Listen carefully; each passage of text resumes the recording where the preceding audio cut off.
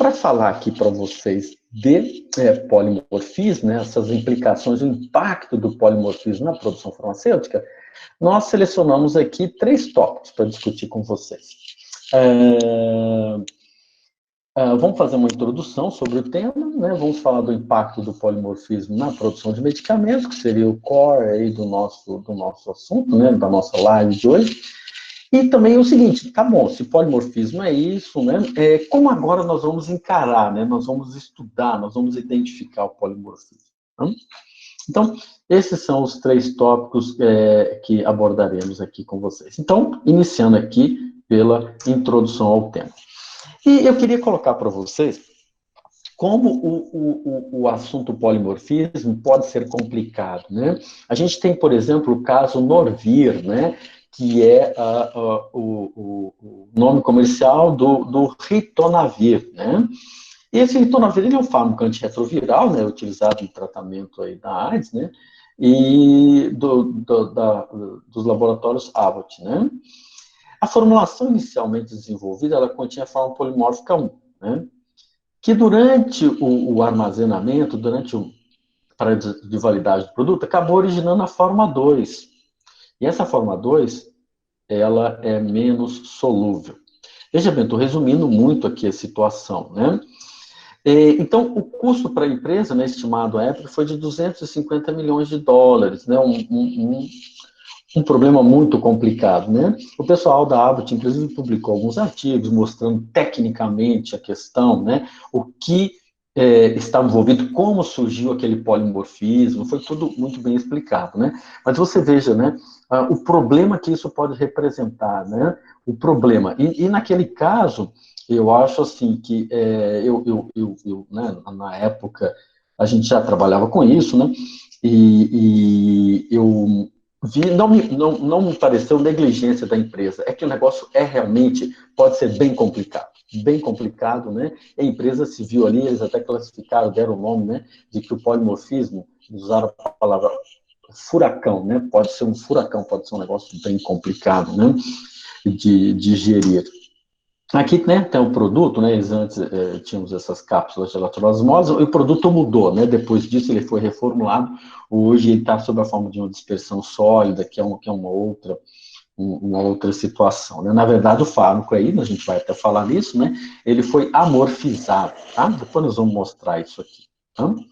Muito bem, então isso é o caso Norvir, tá? Muito bem.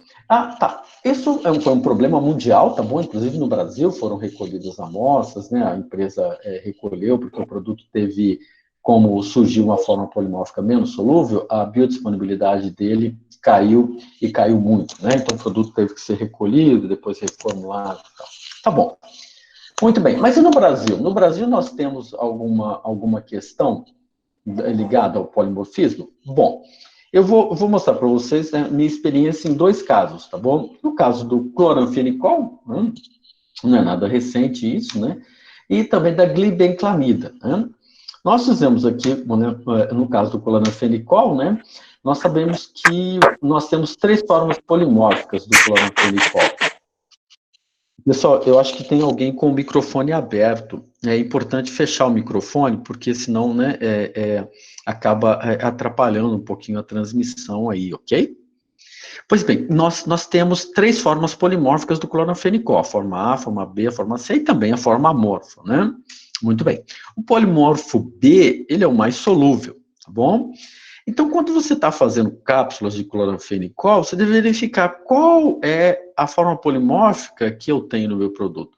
Ou mais ainda, quando eu vou formular esse produto, eu deveria saber qual é a forma polimórfica mais adequada, que no caso aqui do cloranfenicol seria a forma B, e eu deveria buscar no mercado esta forma B. E garantir que é ela que está chegando ali para mim, né? Na minha empresa para eu poder utilizar lá na formulação dos meus produtos. Mas a gente verifica, né, fazendo um trabalho que foi publicado aí, não é nada recente, né, de 2007, quando você faz o perfil de dissolução dos produtos que haviam no mercado, né, esses produtos não necessariamente estão mais no mercado, Mas você verifica aí, né, aqui você pode ver, né, tem uma série de produtos aqui com, né, um perfil de solução, digamos, um pouco mais destacado, e você tem aqui, né, em amarelo, um produto que tem um perfil de dissolução bastante comprometido. E o pior ainda, né, pessoal, aqui nós tínhamos 2 produtos aqui, né, com uma liberação muito deficiente do fármaco. Então, em 2007, a gente pegava produtos no mercado que se encontravam, né, dessa forma, de cloranfenicol, né? Será que isso aqui não é polimorfismo? Ou pelo menos parte do que está acontecendo não pode ser acreditado ao polimorfismo? Lembrando que o cloranfenicol tem 3 formas polimórficas, né? Apenas uma delas é a mais solúvel, né? Mas nós também vimos uma situação, né, que foi até o trabalho de mestrado aqui da Érica, um caso também da glibenclamida, né, onde você tem produtos aí, produtos que têm um perfil de dissolução destacados, né, vale a pena dizer, né, aqui inclusive o produto referência, né, e você tem aqui alguns produtos que já começam a ter um perfil um pouco mais comprometido, né? E aqui, então, ainda você vê 2 produtos, né? Esse amarelo aqui e esse azul, bem abaixo dos demais, né? De novo, também, não necessariamente esses produtos estão mais no mercado, né? Isso é um retrato lá de trás, né? Mas são problemas que, pelo menos em parte, né? Podem ser acreditados ao polimorfismo. Um perfil de dissolução assim comprometido, né? Ele, obviamente, devem ter outros problemas associados aqui, pode ser, né? O nosso trabalho não detectou o problema, a causa do problema, né? Apenas ficou claro que os produtos, né, esses aqui, especificamente, aqueles ali de cloranfenicol, têm um problema de dissolução, né? E pode ser polimorfismo. Então, você veja, né, há muita coisa que trabalhar em polimorfismo. Tá? Muita coisa que trabalhar. E essa ferramenta aqui, eu quero mostrar esses 2 perfis de dissolução para vocês, é que essa ferramenta é muito importante. Dissolução. A dissolução é algo muito importante para a gente estudar polimorfismo em formas farmacêuticas, tá bom? Não na matéria-prima, até dá se a gente usar dissolução intrínseca, mas no produto acabado, você precisa verificar o perfil de solução, precisa desenvolver um método de solução capaz de, se houver um comprometimento da dissolução, ele apontar isso, né? Porque nós vamos, então, garantir que mesmo havendo a possibilidade, né, de formação de polimorfos durante o processo, por exemplo, o produto final está com o seu perfil de dissolução garantido. Né? Essa ferramenta é muito importante, a dissolução, para a gente poder avaliar aqueles produtos com maior potencial, né, de problemas relacionados ao polimorfismo. Eu vou voltar nesse assunto um pouco mais adiante, tá bom? Eu vou explicar para vocês que isso é, sobretudo, mais importante quando o fármaco é de baixa solubilidade e apresenta formas polimórficas, né? Muito bem, pessoal. Seguindo em frente, né? Aí entra a questão do fornecimento de ativos para a indústria farmacêutica. Esse ponto é a raiz do problema, né? Por quê? Porque o polimorfismo, a forma polimórfica, quem te apresenta essa forma polimórfica, ele não é a própria empresa, né? Isso vem de fora. É o fornecedor, é a indústria química, né? A indústria de síntese que fornece os nossos insumos. É lá que surge a questão do polimorfismo, né? Então, nós temos que fazer alguns questionamentos, né? Por exemplo, nós somos fiéis aos nossos fornecedores, ou seja, né? Nós sempre vamos comprar daquele, né? Sabemos quem é esse fornecedor podemos confiar nesse fornecedor e ele pode confiar também na gente, que a gente vai estar sempre comprando, né, desenvolvendo essa parceria com ele, ou nós vamos mudar para um mais barato, enfim, né? Lembrando que, né, para a gente poder registrar os produtos, a gente tem que registrar também os nossos fornecedores lá na Anvisa, né? E que a Anvisa tem tentado trabalhar essa questão, né? Tem exigido aí o DMF né, dos fornecedores, né? Então a gente tem que, a cada dia, fazer um estudo mais digamos, elaborado em relação a quem é esse nosso fornecedor, né, e o que ele está, de fato, nos fornecendo, né? Muito bem. Né, e também os nossos fornecedores, né, eles estão sendo fiéis, ou seja, ele nunca muda o processo dele, ele sempre te fornece a mesma forma polimórfica? Será que é isso também que acontece? Essa é a realidade? Muito bem. A questão da globalização, né, que nos atropelou, né, é bem verdade. Hoje o nosso fornecedor está muito longe da gente, né, e isso pode ser complicado, né, pode ser complicado. Nós temos que nos adaptar a essa situação, né? Então, assim, gente, pela minha experiência, posso dizer para você que é muito difícil garantir que nós vamos utilizar durante todo o ciclo de vida do produto sempre a mesma matéria-prima. Tá? Pode ser que o fornecedor, por exemplo, ele abandone o fornecimento daquele material, daquela matéria-prima. E agora, o que nós vamos fazer? Vamos buscar um substituto? Tá, então o nosso produto já está mudando de fornecedor. Tá? Então, todas essas situações nos levam a acender, né, a luz amarela. Opa, isso pode ser um problema para nós temos que nos resguardar. Como que nós vamos enfrentar, como nós vamos abordar esse assunto, né? E eu já vou garantir para você que a abordagem tem que ser a da pré-formulação. Né? É o caminho, não tem outro jeito. Né? Então, gente, é muito importante realizar estudos de pré-formulação. É muito importante que você descreva as características da matéria-prima de todos os candidatos a fornecedores que você tem para esse projeto que você está desenvolvendo lá do produto tal. Nós precisamos conhecer o que eles estão nos fornecendo, né? Com base nisso, vamos produzir um documento que chama-se relatório de pré-formulação, né? E com base nisso, nós vamos selecionar quem tem a forma polimórfica que queremos, né? E aí, se você tem 3, 4, 5 que tem exatamente o que você quer, você pode ir pelo critério preço, né? Negociar com esse pessoal e aí trabalhar. Mas, do contrário, se você não faz isso, né, você está comprando no escuro. Está comprando no escuro, né? E mais, depois de fazer esse relatório, esse estudo, né, que vem que vai dar origem a esse relatório, depois disso, você então tem que saber onde é que pode estar o problema, né? Por exemplo, então, você tem ali um fármaco com formas polimórficas 4, A, B, C e D, por exemplo, né? Pois bem, e você encontrou os 4 no mercado. Então, é muito bom você estabelecer uma especificação dizendo o seguinte, olha, a minha forma polimórfica é a forma A. Fornecedor A, fornecedor 1, 2 e 3 tem essa forma, né? Então, eles são candidatos a meus fornecedores. E estabelecer, então, uma especificação, né, que geralmente não está na farmacopeia, isso você que tem que criar, né, para garantir que você sempre compra aquela forma polimórfica.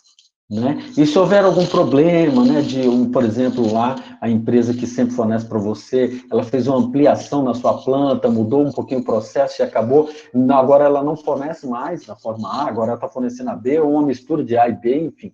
Né, você tem que estar atento, tem que estar preparado para poder detectar isso e evitar problemas para você, né? Que é aí que vem o problema, né? Chegou para você uma forma polimórfica que não era que você queria, aí vamos lá no impacto depois disso aí para você, né? Então, gente, é preciso fazer a identificação do polimorfismo, né? Escolher o polimorfismo mais adequado, né? Isso tudo nós vamos falar depois, né? E aí, a partir disso, escolher o fornecedor. Veja bem, identificação de polimorfismo significa o seguinte, você tem lá a sua molécula, tem polimorfismo nessa molécula? Essa molécula é conhecida, então basta você fazer um levantamento na literatura para você saber, sim, tem polimorfismo, estão descritas 2 formas polimórficas, a A e a B. Isso é importantíssimo você partir dessa informação, importantíssimo. Né? E aí mesmo o pessoal já vai dizer, né, na literatura o seguinte, qual que é a forma mais adequada, qual que é a forma mais solúvel, por exemplo, se o seu fármaco for de baixa solubilidade. E aí você faz o seu estudo de pré-formulação e você pode, então, escolher um fornecedor. Tá? A forma mais solúvel é a forma A. Quem fornece a forma A é fornecedor tal, tal e tal. Né? Escolho mais de um, né, e levo esses nomes lá no meu registro para Anvisa. Né? Aí eu tenho que apresentar, o pessoal está querendo né, uma documentação, o DMF, né, disso aí, né, você tem que apresentar uma série de coisas, né? Então é isso, né, gente? Tudo isso termina com um estabelecimento de especificações mais adequadas, indicando que, olha, a forma polimórfica A é a que nós queremos, e nós vamos fazer tal ensaio para garantir que, lote a lote, nós vamos ter sempre esta forma polimórfica, né? Fique atento também para a legislação brasileira, né, ao que diz a Anvisa sobre isso, né, nas suas resoluções para registro de medicamentos, né. Fique atento também para a questão do patenteamento de formas polimórficas, né, que isso pode representar um problema para você também, tá bom? Aliás, negligenciar patentes é a pior coisa que você pode fazer durante o desenvolvimento, né? Primeiro que patente contém informação técnica de bastante valor, e segundo que você pode, se não tomar cuidado, infringir uma patente, né? Infringir uma patente, isso pode ser bem complicado, né? Tá bom, mas dito isso, gente, então, depois disso, mas o que é esse polimorfismo, né? O que é polimorfismo, então? Então, o polimorfismo é um fenômeno que está associado, então, né, à capacidade, né, dos nossos fármacos de apresentar-se sobre duas ou mais formas cristalinas, dois ou mais cristais diferentes, tá? Então, se você consegue fazer lá durante a síntese dois tipos de cristais diferentes, né, usando o processo A, dá o cristal A, usando o processo B, o cristal B, bom, isso aí é um problema de polimorfismo, né? O material sólido, o seu pó, apresenta-se sobre formas de cristais diferentes, né? Isso por quê? Porque os nossos sólidos, pessoal, eles podem ser sólidos cristalinos, podem ser sólidos amorfos, mas também temos os solvados, que são cristais em que você tem solvente ligado na estrutura, né? Então, se você considerar, né, algumas pessoas, elas consideram, alguns pesquisadores, né, um conceito mais ampliado de polimorfismo, porque se você tiver a forma polimórfica, que aí, o pessoal diz que isso já é, né, se você tem uma forma cristalina e uma forma amorfa, isso já é polimorfismo, né? E se você tem uma forma cristalina e uma forma solvatada, né? Ou seja, nesse conceito ampliado de polimorfismo, em que envolve não apenas os cristais diferentes de um mesmo fármaco, mas a forma amorfa presente também, as formas solvatadas, nós ampliamos muito, muito essa questão do polimorfismo, né? De modo que uma gama enorme, realmente muito grande de fármacos podem apresentar esse conceito ampliado de polimorfismo, né? Ou seja, muitos dos fármacos se apresentam sob mais de uma forma, né? Muito bem. Esse exemplo aqui, né, esquemático, é bastante interessante para a gente poder entender o que é o polimorfismo, né? Imagine você que cada um retângulo desse, né, é uma molécula do seu princípio ativo, tá bom? Então, se essas moléculas, elas se organizam da forma como nós estamos escrevendo aqui na parte superior à esquerda, né? Então, isso aqui dá origem a um cristal. Mas se você, né, produz um cristal que tem essa estrutura modificada aqui, isso aqui já não é, embora seja o mesmo princípio ativo, o cristal que você vai ter aqui não é o mesmo daqui, né? E o que seria a forma amorfa? Seria uma forma desorganizada. Você não tem um cristal, você tem um pó bastante desestruturado, né?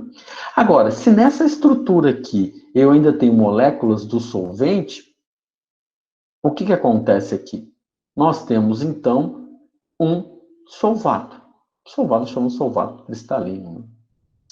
Então, veja você, né? São várias as possibilidades. E veja bem que essa forma polimórfica aqui, eu posso criar outras, né?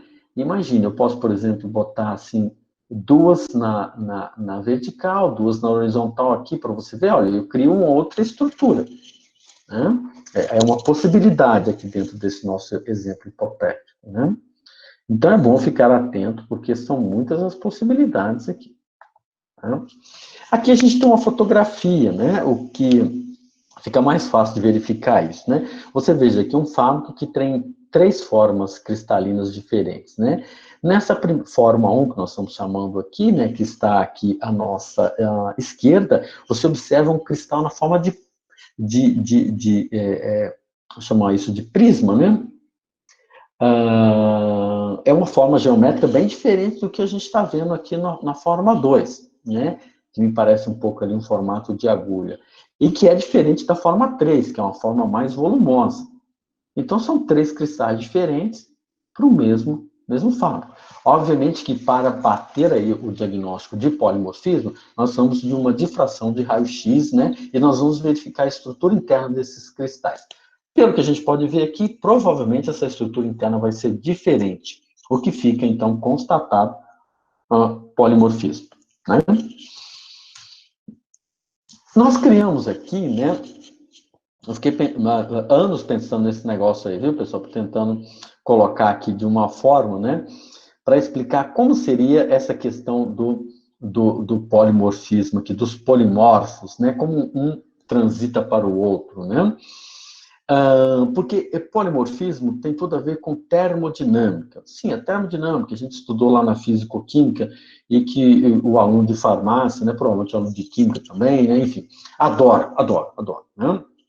Então, assim, temos que entender um pouquinho de termodinâmica para a gente poder entender essa dinâmica aí, nessa questão do polimorfismo. Então, vamos tentar imaginar assim, tá bom? Essa seta aí, ela indica o seguinte: a estabilidade termodinâmica é menor na base e maior no ápice. Então, a estabilidade termodinâmica aumenta na medida que nós subimos até o ápice, tá bom? Muito bem. Do lado aqui à nossa esquerda, né, você tem o seu fármaco sendo dissolvido em água, tá bom? No centro, as setas que indicam para o centro, significa que foi o processo de aquecimento. À nossa direita, nós temos dissolução em solvente. E abaixo também dissolução em água. Então tá, olha só. Lá em cima tem a forma que eu estou chamando de forma 1. A forma 2 está aqui à nossa direita. A forma solvatada, um hidrato, né, é a forma que está à nossa esquerda. Olha só, então vamos lá. Pessoal, se eu pegar a forma 1, tá vendo a minha seta aí? Se eu pegar a forma 1 e dissolver ela em solvente, por exemplo, etanol, eu vou, nesse meu exemplo hipotético, dar origem, né, esse meu processo de recristalização, e dar origem à forma 2, forma polimórfica 2. E lembra, essa forma 2, ela é menos estável termodinamicamente do que a forma 1, porque ela está mais abaixo aqui, tá?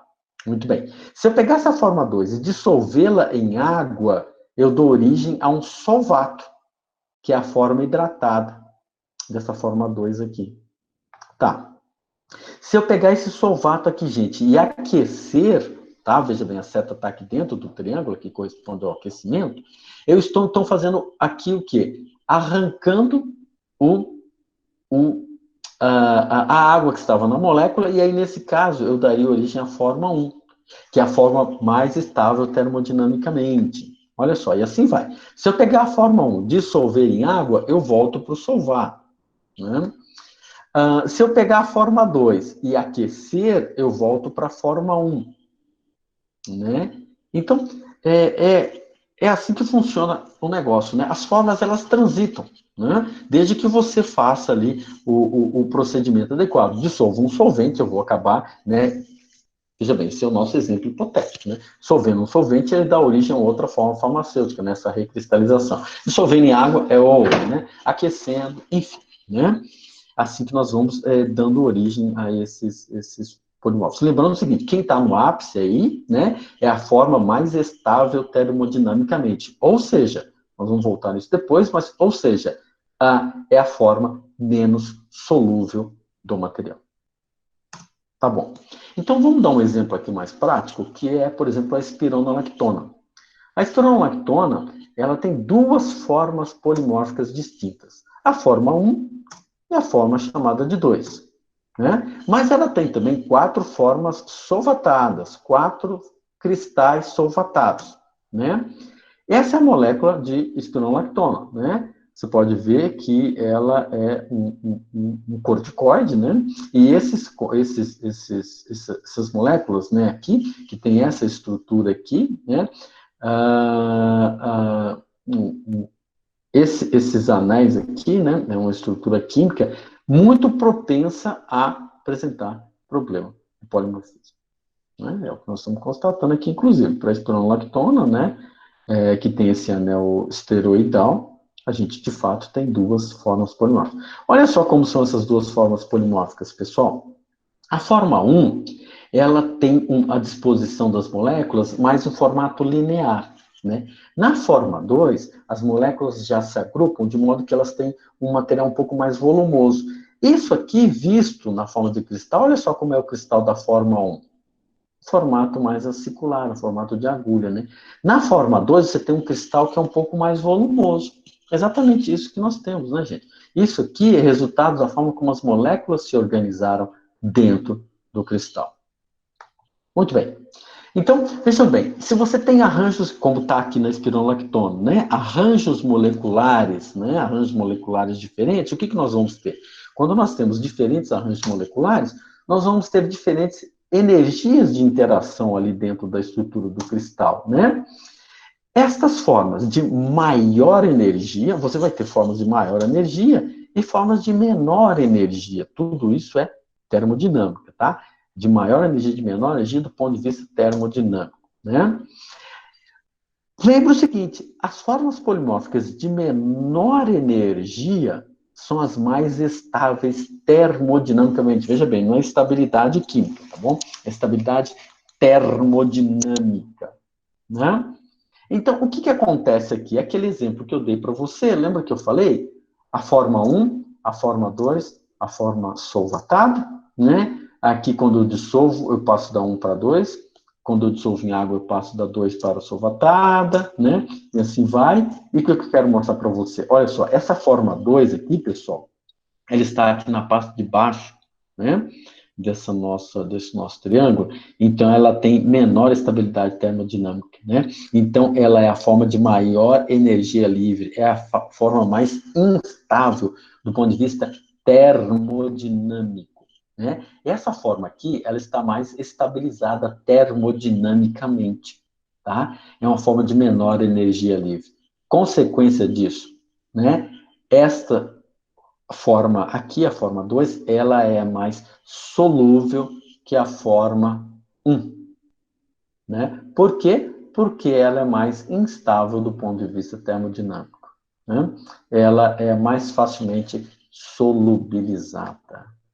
Muito bem, então, a questão é que essas formas, voltando aqui, essas formas de de maior energia livre, elas tendem a formar a forma mais estável termodinamicamente com o passar do tempo, né? Ela tende ao equilíbrio termodinâmico, certo? Então, gente, essas transformações entre as formas polimórficas é um fenômeno natural. Isso vai acontecer um dia, né? Pode ser que não aconteça durante o prazo de validade do seu produto, que é exatamente o que você está buscando, né? Mas isso vai acontecer, é normal que hajam essas migrações, né? E você tem que saber disso, né? Saber disso. Então, gente, o polimorfo mais estável termodinamicamente, infelizmente, é o menos solúvel, né? O polimorfo menos estável, que nós chamamos de meta-estável, é sempre aquele mais solúvel, né? Vale lembrar que isso tem que ser analisado à luz do sistema de classificação biofarmacêutica, né? Se o fármaco é de baixa solubilidade, isso vai representar um grande problema. Seja de alta solubilidade, a questão da solubilidade não é aqui um problema, né? E as formas amorfas, pessoal? Bom, o amorfo, dada a sua energia livre, são os de maior solubilidade. Então, são formas de grande energia livre, né? São termodinamicamente instáveis. Muito bem, né? O problema é que esses sólidos amorfos, dada a sua instabilidade termodinâmica, eles vão querer migrar dessa forma amorfa para a forma de cristal. Né? Então, você pode ter um material muito solúvel no seu comprimido, porque ele é amorfo, mas ele tende a migrar mais rapidamente para a forma de cristal, diminuindo bastante a sua solubilidade, né? O que pode representar uma queda no perfil de dissolução significativa do seu produto, né? Então, gente, podemos ter alterações de solubilidade durante o armazenamento, né? Então, aquela queda que às vezes a gente observa, né, acentuada no perfil de dissolução dos produtos, né, do nosso produto que está lá em instabilidade, pode ser fruto de alguma coisa desse tipo. Né? Muito bem. Então, gente, a forma do cristal ela tem grande importância para as propriedades do material, né? A capacidade de escoamento, né? Um cristal, por exemplo, em forma de agulha, não tem o mesmo capacidade de escoamento, o mesmo fluxo de que um cristal, por exemplo, na forma de prisma.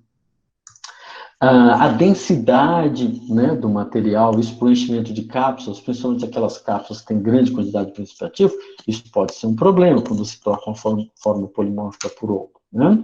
A questão da solubilidade aí tem um impacto grande. Se a sua fórmula é de baixa solubilidade, né, a troca de uma forma polimórfica pela outra, né, isso pode representar um grande problema. Né?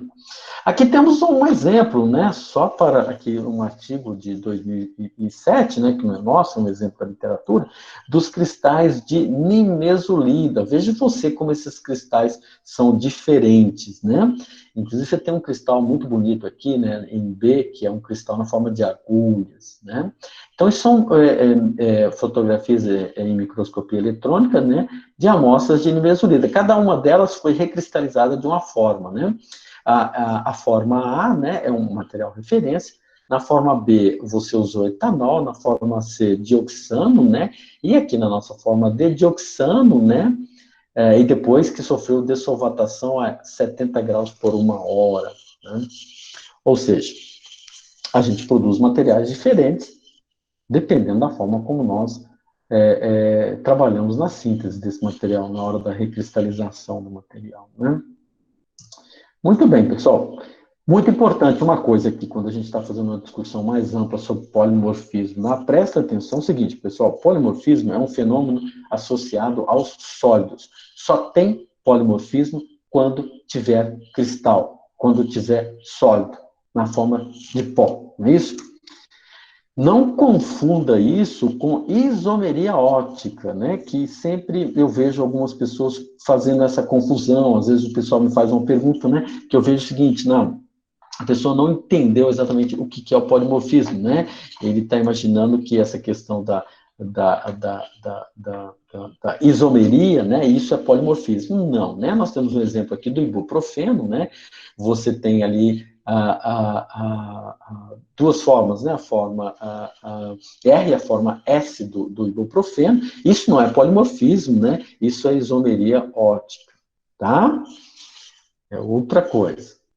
Muito bem, só, né, relembrando.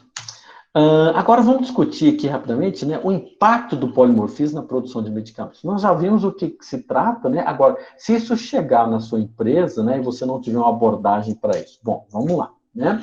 Muito importante você entender o seguinte: se você altera, modifica as propriedades do seu sólido, o que nós podemos ter? Nós podemos ter um problema de processamento, né? Faltou um P aqui, gente, não é reparo, é preparo, né?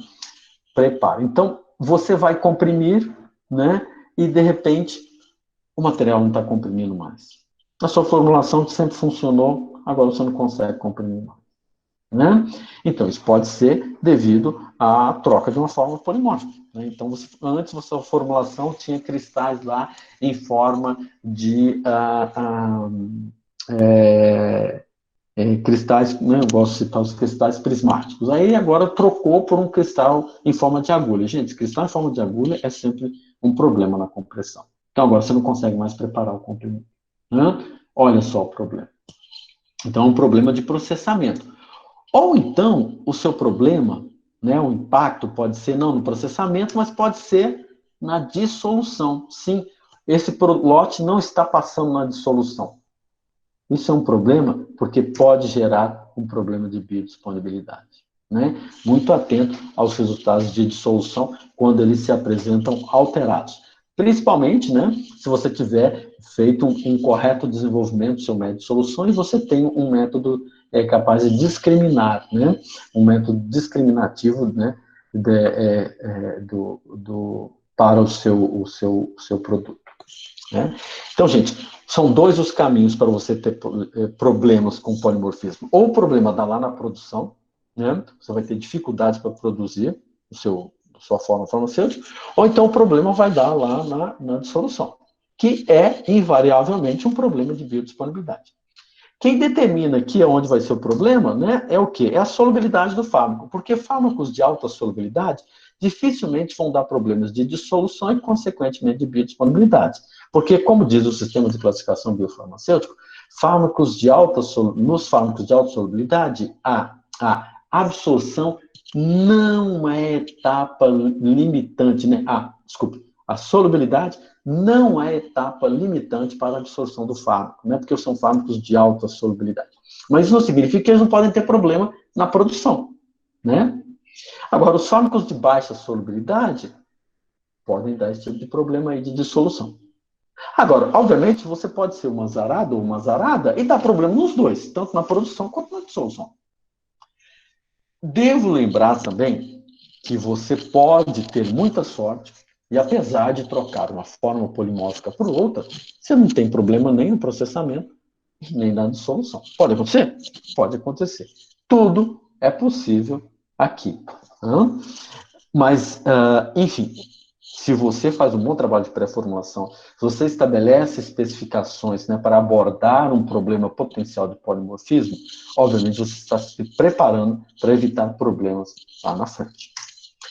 Então, esses problemas associados ao polimorfismo são basicamente problemas de processamento, problemas de dissolução, né, que a gente pode trabalhar com teste de estabilidade. Sim, pessoal, a gente faz teste de estabilidade lá na câmara climática, é exatamente para acelerar, dentre outras coisas, as transições polimórficas e verificar se você não vai ter uma queda acentuada do perfil de dissolução, né? Lembrando que um perfil de dissolução não condena o seu produto. Ele apenas tem que considerar isso no prazo de validade, tá?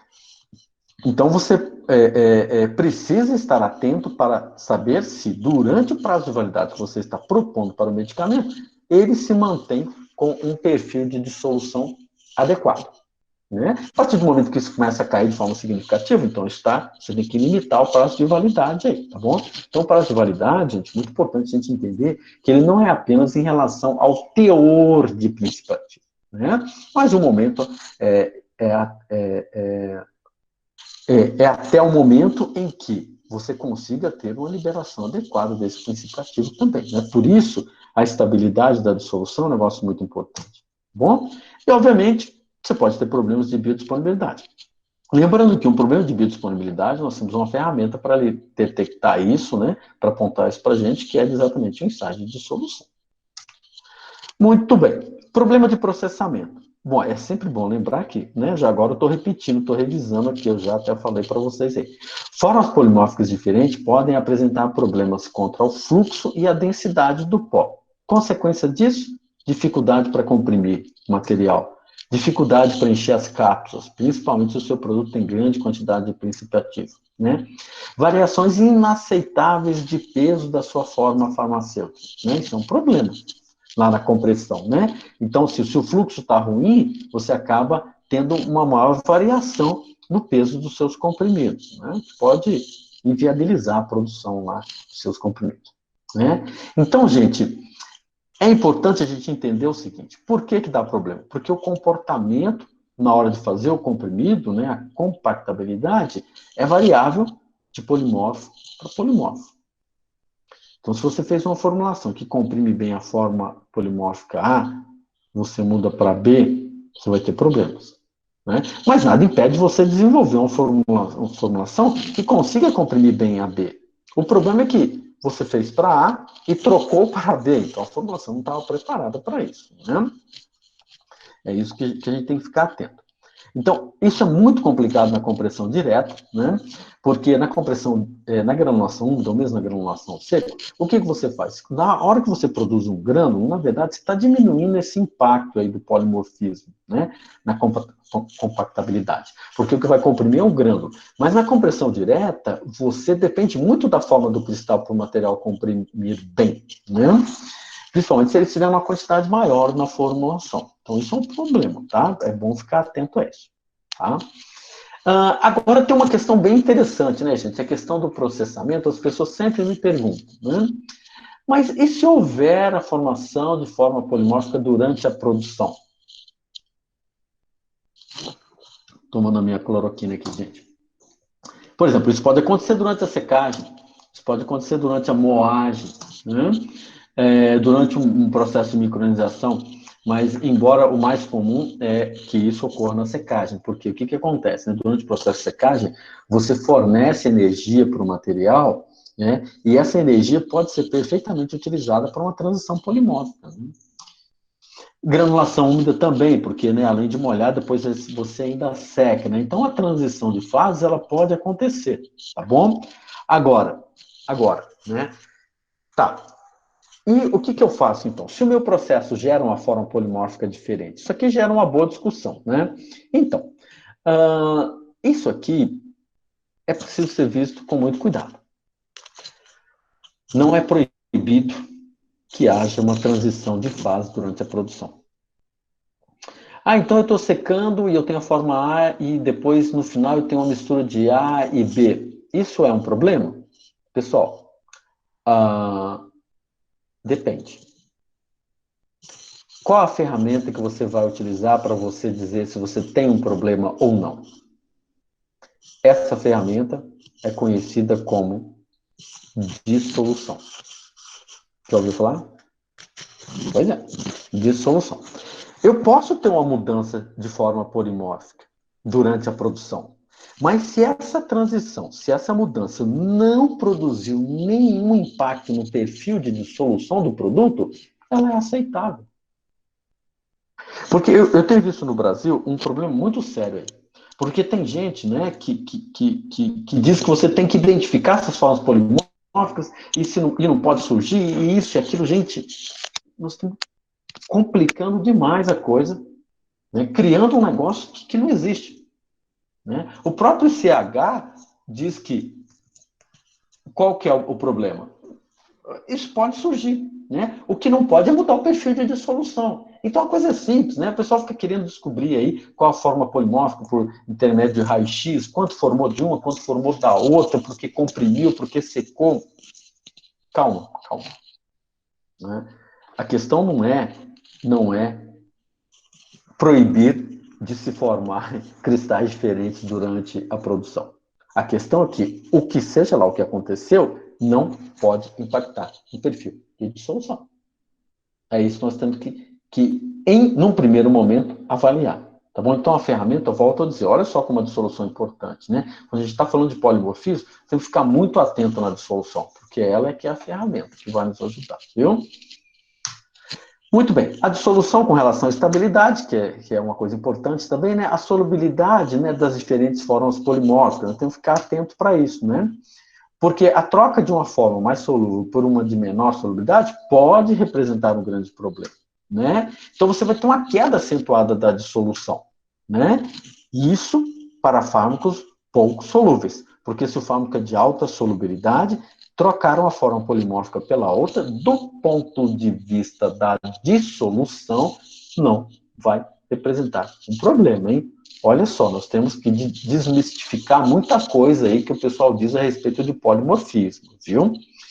Fármacos pouco solúveis, atenção para eles, porque se você tiver polimorfismo, é aí que pode ser o problema.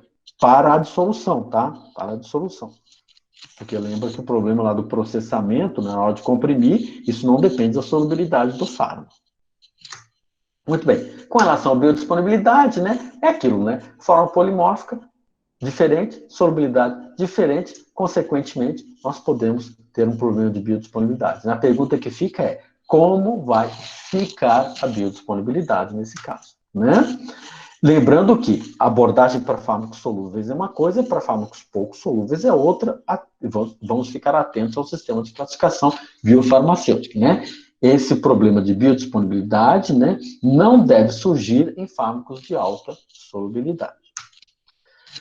Agora, o grande problema são aquelas formas polimórficas que têm uma diferença de energia livre muito grande, ou seja, né, para você transformar uma forma polimórfica na outra, se você precisar de gastar muita energia, significa que, se você obter a outra forma, ela tem uma solubilidade muito diferente da forma original, viu? Isso é um problema, gente. Essas formas com grande diferença de energia livre, elas são potencialmente mais problemáticas para a biodisponibilidade do nosso fármaco. Muito bem, gente. Eu fiz aqui também, né, desenvolvi aqui um esquema para tentar explicar um pouquinho essa questão. Imagine você que você tem um fármaco. Muito bem. Esse fármaco, então, ele é de baixa concentração na forma farmacêutica. Por exemplo, a glibenclamida. São apenas 5 miligramas por comprimido. O problema é que a glibenclamida é um fármaco de baixa solubilidade. Então, pessoal, o problema que você pode ter com a glibenclamida é um problema de dissolução. Porque um problema de processamento não deve acontecer, porque são apenas 5 miligramas. Quando eu faço um comprimido de glibenclamida, eu tenho muito mais recipiente. O recipiente, então, ele é que vai ditar as características lá de compressão da sua formulação. Agora, por outro lado, se eu tenho um fármaco que tem alta concentração na forma farmacêutica, por exemplo, o paracetamol, né? Paracetamol é considerado de alta solubilidade. Então, ele não vai dar problemas de dissolução.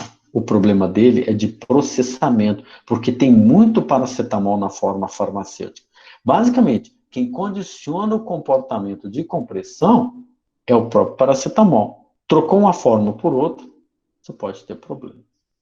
Então, isso aqui, né, é um fluxograma que eu apelido de fluxograma do bode. Pois é, onde é que vai dar problema? Dá uma olhada aqui que você vai entender aonde pode surgir problema para você. Muito bem, pessoal. Agora, finalizando, né, para a gente deixar um espaço aqui para a gente responder algumas perguntas, né? Como que eu posso estudar, identificar, trabalhar a questão do polimorfismo? Muito bem, pessoal. Não tem segredo. É pesquisa bibliográfica no primeiro momento, né? Então, tem muita coisa na literatura sobre polimorfismo. Muita coisa. Provavelmente o fármaco que você deseja saber se ele tem forma polimórfica ou não, isso você tem resposta para isso lá na literatura, né? Então, mas como que você busca isso? Tem que ser em base de dados, né, pessoal? Essas bases de dados, elas fazem a indexação de muito material bibliográfico, principalmente na forma de artigos, tá? Então, assim, ir lá no Google e dar uma olhadinha, isso é muito pouco, né? A empresa tem que assinar uma base de dados, né? Exatamente para que você possa ter a informação, porque a informação é um negócio preciosíssimo, né? Essa é uma das grandes vantagens que a gente tem na universidade, né, pessoal? Principalmente a USP, ela investe muito nessas bases de dados, né? Uma fortuna que se paga na universidade por essas bases de dados, mas em compensação, a gente tem muita, muita, muita informação, né? E isso é muito importante. Então, para a gente fazer os nossos relatórios, para a gente fazer os nossos projetos, nós lançamos mão disso aí, porque de fato é uma riqueza, né? Então, você tem muito artigo de revisão sobre o assunto, né? Artigos específicos, falando especificamente sobre aquele problema daquele fármaco, né? Então, gente, olha qual que é o segredo aqui. Tá, você precisa ter bons equipamentos analíticos, mas você precisa também de assinar uma boa base de dados para você fazer um levantamento bibliográfico de qualidade, que, inclusive, você pode levar essas informações todas, né, lá para o seu dossiê para você registrar o seu produto. Informação, gente, é uma coisa que nós no Brasil temos que dar mais valor a isso, né? Nós não podemos ficar na especulação, né? Ah, a cloroquina é boa.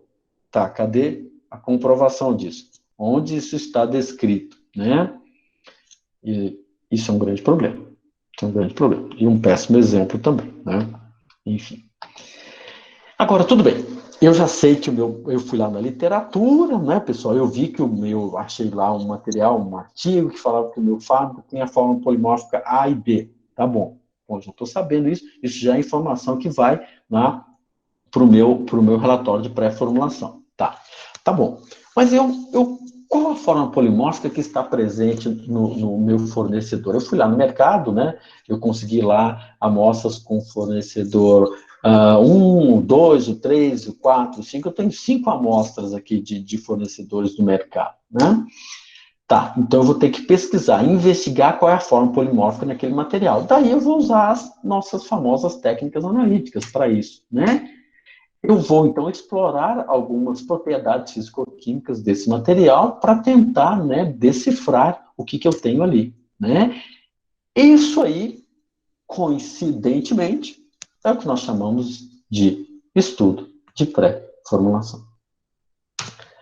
Então, quais são essas técnicas analíticas? Primeira delas, lá no topo, difração de raio-x, né? Difração de raio-x. Eu vou fazer lá, vou avaliar o difratograma desses fornecedores 1, 2, 3, 4, 5, e vou verificar, né? Eu diria, né, para quem entende do assunto aí, quem trabalha bem com isso, relativamente fácil identificar essas formas polimórficas, né, lá. Ou às vezes até mesmo se tem mistura, viu, gente? Mistura de formas polimórficas. Por difração, eu vou verificar isso, né? A solubilidade também, né? Eu posso fazer até uma especificação de dissolução intrínseca, porque eu identifiquei que a forma A e a forma B, elas têm uma diferença de solubilidade muito grande. Se eu fizer a dissolução intrínseca da forma A e da forma B, isso vai aparecer. Se eu fizer um ensaio de solubilidade pelo shake flask, a forma A vai ficar diferente da forma B. Então, tudo isso são formas de você trabalhar a questão do polimorfismo. Análise térmica, né? Nós até falamos aqui, tivemos a oportunidade, numa das lives, de discutir isso, né? TG, DSC, né? Tem o hot stage também. Tudo isso pode nos ajudar a identificar polimorfismo, ou então até mesmo estabelecer uma especificação para as matérias-primas, né? Para a gente sempre trabalhar com a mesma forma polimórfica, não ter problema. Espectroscopia, né, no infravermelho, Raman também pode ser uma ferramenta interessante, né? Até mesmo a microscopia, porque ela vai enxergar qual que é o cristal, né? E polimorfos têm cristais diferentes, polimorfos diferentes são, né, cristais diferentes, pessoal. E outras técnicas, né? Mas esse rol de análise aqui já é suficiente, né? Lembrando que a difração de raio-x, ela é perfeita para esse tipo de coisa.